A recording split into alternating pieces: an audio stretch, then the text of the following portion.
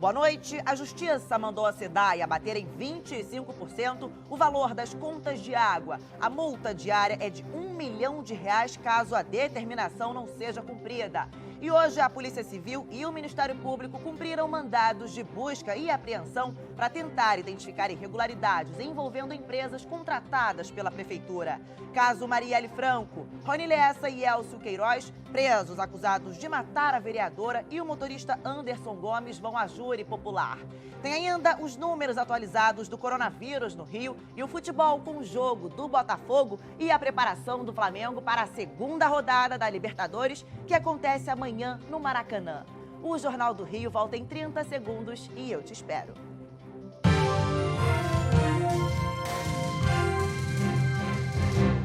O Ministério Público e a Polícia Civil cumpriram mandados de busca e apreensão como parte do inquérito que apura suspeitas de irregularidades envolvendo empresas contratadas pela Prefeitura. Homens da Polícia Civil chegaram na sede da Rio Tour, na Cidade das Artes, na Barra da Tijuca, zona oeste do Rio, pouco antes das 6 da manhã. Os agentes ficaram cerca de 4 horas no local, onde cumpriram mandados de busca e apreensão. As ordens judiciais também foram cumpridas nas residências do presidente da Rio Tour, Marcelo Alves, e do irmão dele, o empresário Rafael Alves, ambas na Barra da Tijuca. O prefeito Marcelo Crivella também é alvo das investigações. O inquérito, ainda em andamento, aponta que Rafael Alves seria o operador de um suposto esquema de corrupção na prefeitura, mesmo sem ser funcionário do município. A ação teve como base a delação premiada do doleiro Sérgio Mizai, preso na Operação Câmbio Desligo da Lava Jato, no Rio de Janeiro. Segundo as investigações, Rafael Alves teria auxiliado Crivella a receber doações de pessoas físicas e jurídicas nas eleições de 2016. Após o pleito, o irmão Marcelo Alves assumiu a presidência da Rio Tour e Rafael teria começado a organizar a contratação de empresas e cobrar dívidas que a prefeitura teria para receber. Rafael tem ligação com escolas de samba e é casado com Xana Garcia Lopes, filha do bicheiro Valdemir Paz Garcia, o Maninho. Em outubro do ano passado, Xana sofreu uma tentativa de homicídio. Ela afirmou que o crime teria sido motivado pela disputa por dinheiro de família. Nós tentamos entrar em contato com Rafael Alves, mas não tivemos resposta. A Rio Tour, na figura do presidente Marcelo Alves, afirmou que a gestão é regida pela dedicação absoluta, responsabilidade, transparência e honestidade. Já o prefeito Marcelo Crivella publicou um vídeo nas redes sociais e negou qualquer envolvimento no esquema. Vamos ouvir. Tal propina seria para que eu pagasse dívidas do governo do Eduardo Paes para uma empresa chamada Locante. Não paguei um tostão para essa empresa, nem sequer tem contratos no meu governo. E a crise da água ganhou hoje um novo capítulo. A Justiça mandou a SEDAI abater as contas em 25% e a Natasha Franco está ao vivo com mais informações. Oi, Natasha, boa noite para você. O que acontece se a companhia não cumprir essa determinação? Boa noite, Yasmin. Boa noite a todos. Se a companhia não cumprir essa determinação, a multa é salgada R$1 milhão, Yasmin, por dia de descumprimento. A gente lembra que a juíza que decretou que vai ter um desconto de 25%, atendeu a um pedido do Ministério Público e da Defensoria Pública do Estado do Rio, e ela disse que ela garantiu ali na decisão dela de que isso é um mínimo a ser feito em relação à população. Agora, Yasmin, esse desconto de 25%, ele vai incidir sobre as contas de água até que a SEDAI consiga provar judicialmente que não há mais cheiro, odor ou mudança de cor na água do sistema Guandu, que abastece cerca de 9 mil pessoas aqui na região metropolitana do Rio de Janeiro e em algumas regiões também da Baixada. E aí, Yasmin, a minha grande pergunta é que 25% de desconto na conta de água talvez não pague nem mesmo o custo que muita gente teve para comprar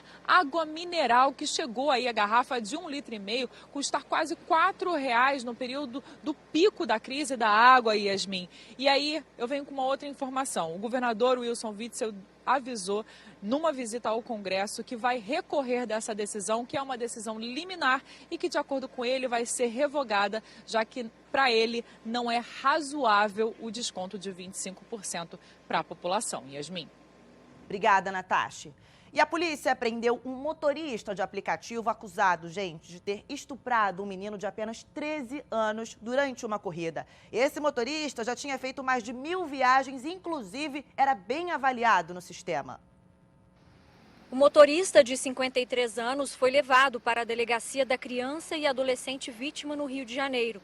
Ele é suspeito de ter estuprado um garoto de 13 anos durante uma corrida de Uber no bairro Botafogo, zona sul da cidade, no dia 19 de fevereiro. Os pais procuraram a polícia depois que perceberam uma mudança no comportamento no filho. Ele primeiro começa a conversar com o jovem, quando passa por um trecho bastante escuro, bastante deserto, ele para o veículo, diz que vai sair do veículo para fazer uma necessidade e volta. E então começa a obrigar o menino à prática do ato. A polícia agora investiga a suspeita de que o motorista, que tinha feito mais de 1000 corridas e era bem avaliado no aplicativo, tenha estuprado outros passageiros. O menino relata que durante o período em que o motorista estava assediando o menino, ele relatou que dias antes tinha mantido relação sexual com uma passageira que estava embriagada e que tinha pego o veículo, através também de aplicativo. Se uma mulher está embriagada e ele se aproveita disso, também é estupro. O motorista foi indiciado pelo crime de estupro de vulnerável e encaminhado para a prisão. Em nota, a Uber lamentou o fato, que chamou de terrível. Disse ainda que a conta do motorista foi desativada e que a companhia colabora com as investigações.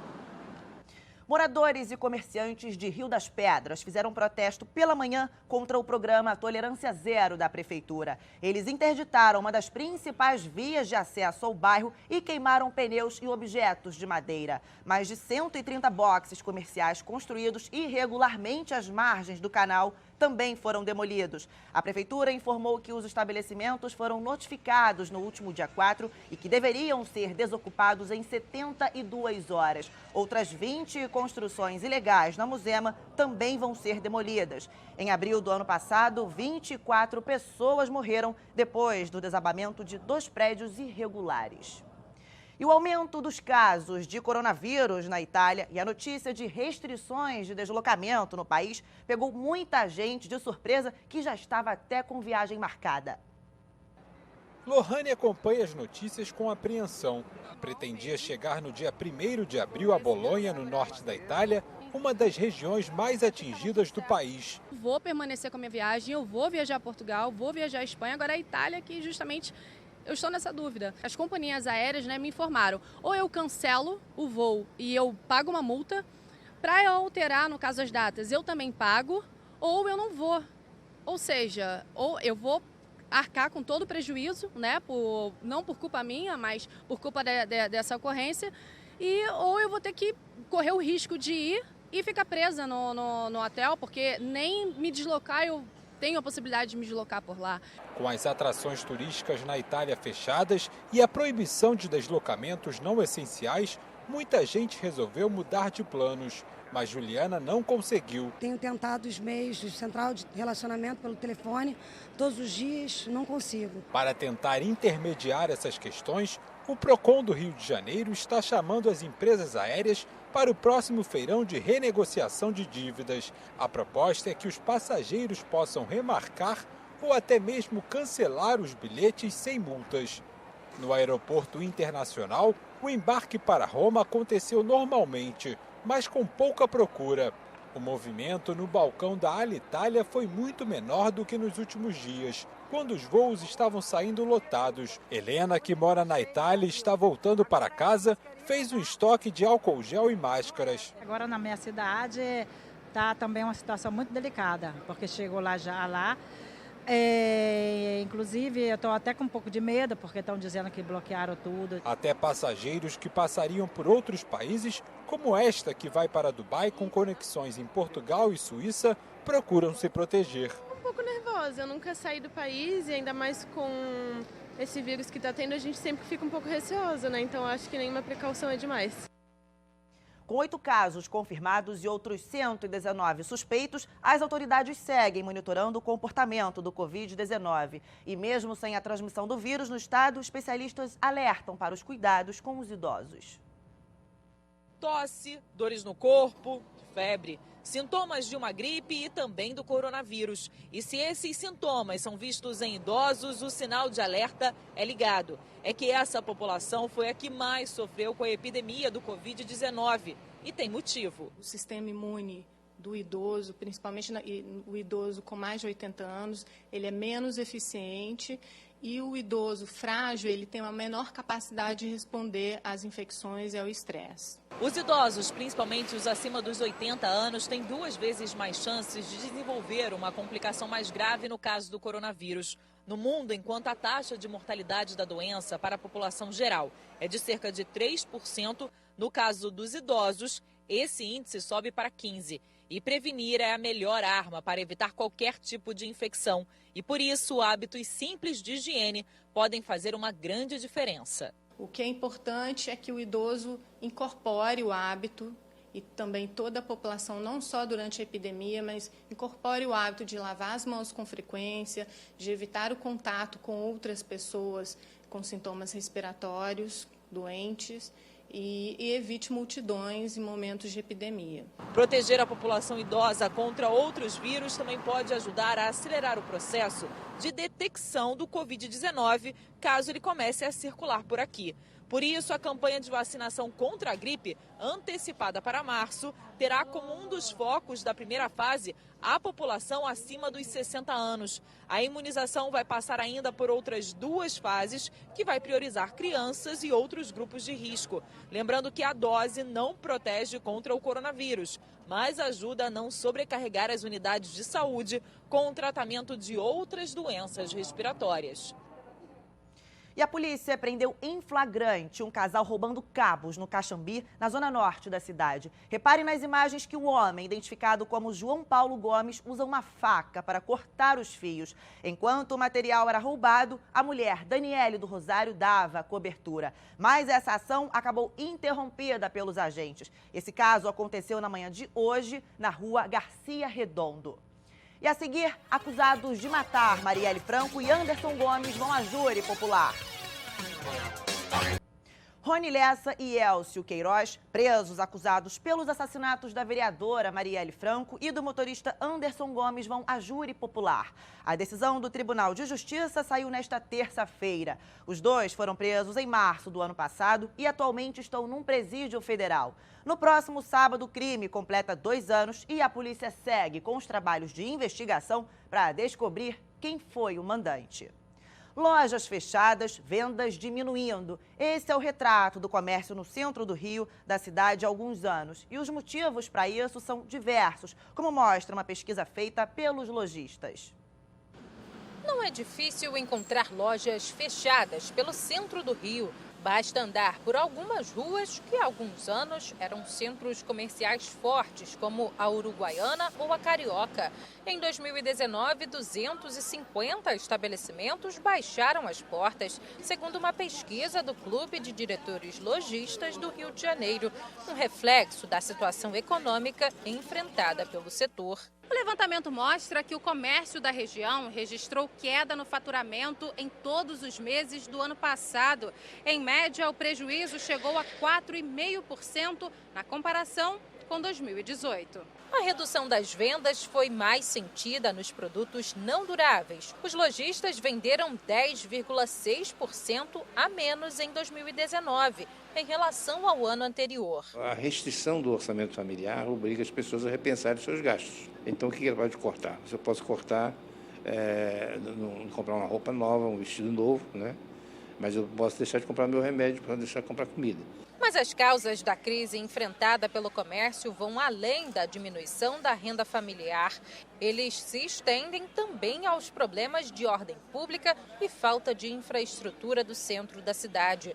Ruas esburacadas, calçadas sujas, dividem o espaço com ambulantes irregulares que vendem mercadorias em qualquer lugar. A loja que o Marcelo é sócio funciona na rua Buenos Aires há 22 anos. Para ele, faltam políticas públicas para a região. Tudo isso prejudica, a pessoa tem medo. Vai preferir ir para um shopping, para um centro comercial que tenha um pouco mais de estrutura. Então... Um estudante de 15 anos esfaqueou 2 colegas de 16 num colégio em Bom Sucesso, na zona norte da cidade. Um deles teve o pulmão perfurado e foi levado para o hospital Getúlio Vargas. E é para lá que a gente vai agora para falar novamente com a Natasha Franco. Oi, Natasha, você já tem o estado de saúde desse jovem? Olha, Yasmin, o jovem de 16 anos foi trazido aqui para o Getúlio Vargas, como você disse. O estado de saúde dele é considerado estável, mas ele segue internado. O outro jovem, também de 16 anos, não precisou de atendimentos médicos porque teve ferimentos bem leves. O caso aconteceu por volta de 10 horas da manhã, num colégio aqui em Bom Sucesso, na zona norte da cidade, bem próximo do hospital onde nós estamos. De acordo com as pessoas que estavam ali, né, os alunos, o menino de 15 anos entrou numa discussão com os outros 2 jovens e acabou esfaqueando os 2 estudantes. Esse menor de 15 anos foi apreendido e vai responder por fato análogo à tentativa de homicídio. Por que é fato análogo, Yasmin? Porque ele é menor de idade, portanto ele não responde ao crime propriamente dito, mas ele foi sim apreendido pela polícia. O colégio divulgou uma nota agora há pouco, disse que lamenta muito o ocorrido, que prestou assistência aos 2 jovens que foram feridos durante essa discussão e que, apesar de muitos alunos terem dito que o menino que esfaqueou os 2 estudantes era vítima de bullying, o colégio desmente isso e diz que na ficha do jovem não existe nenhum tipo de reclamação, nem nessa, nem em nenhuma outra instituição, Yasmin, mas o caso acabou chamando muita atenção aqui na zona norte da cidade. Certeza. Imaginem também a preocupação dos pais.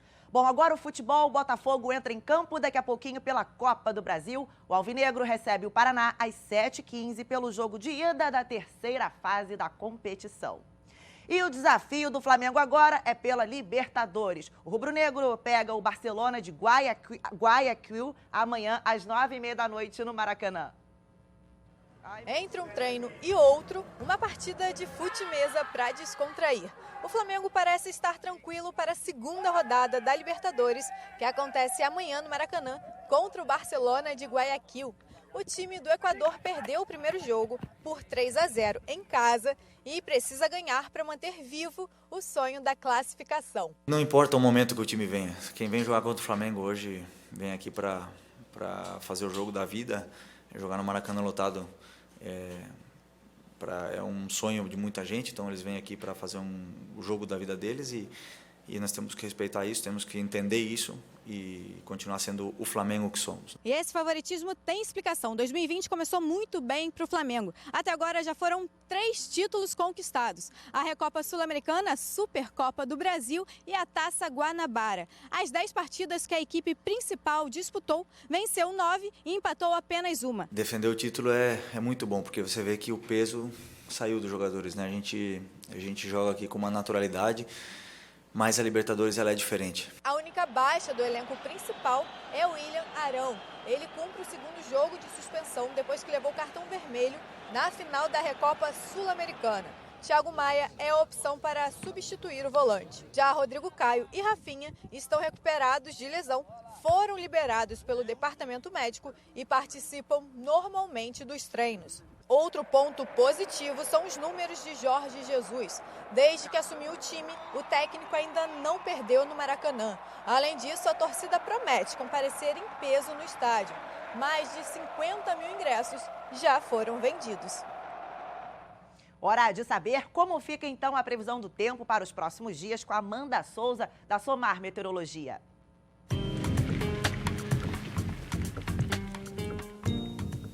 Olá, muito boa noite, Yasmin. Boa noite a todos que nos acompanham. As instabilidades estão mais afastadas da região sudeste do Rio de Janeiro, mas a chuva ainda acontece em alguns pontos, por conta da combinação entre calor e umidade. Amanhã, quarta-feira, ainda pode chover em pontos do Rio de Janeiro por conta dessa combinação, mas são pancadas rápidas, isoladas, intercaladas com períodos de sol. De modo geral, não são esperados grandes volumes. Não há um grande potencial para temporais também. Enquanto isso, o tempo firme predomina em áreas da região metropolitana, na Baixada Fluminense, áreas também da Costa Verde, até mesmo em alguns pontos da região dos lagos. A expectativa é de sol e pouca presença de nebulosidade ao longo do dia. Falando de temperaturas, ainda faz muito calor em boa parte do Rio de Janeiro, máximas de 29, 30 graus no período da tarde.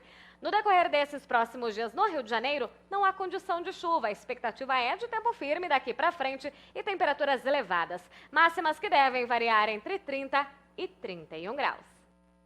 E no próximo bloco a gente fala do turismo. O setor movimentou 15 bilhões de reais no país em 2019. O turismo anda em alta no Brasil. A atividade movimentou 15 bilhões de reais no país no ano passado através de agências. E a expectativa é de que o setor cresça ainda mais em 2020. Quem não gosta de viajar, não é mesmo? Conhecer outros lugares do mundo, do país ou até da própria cidade. Em 2019, 6,5 milhões de passageiros daqui e de fora viajaram através das operadoras de turismo nacionais. Juntos, eles movimentaram 15 bilhões de reais. Os números foram divulgados no encontro comercial da Abrastoa 2020. Aqui, os visitantes puderam encontrar as novidades nos estandes de diversas operadoras. A expectativa é de que o setor cresça ainda mais neste ano. Isso porque 2020 foi abençoado com 11 feriados prolongados. Mas o turismo mundial pode sentir os reflexos das incertezas causadas pelo surto do coronavírus, principalmente na Europa e na China, dois grandes destinos turísticos. São vários países que estão fechando as fronteiras, não deixando ninguém entrar. Mas isso se acaba prejudicando toda uma população, toda uma área comercial e todo um setor do mercado.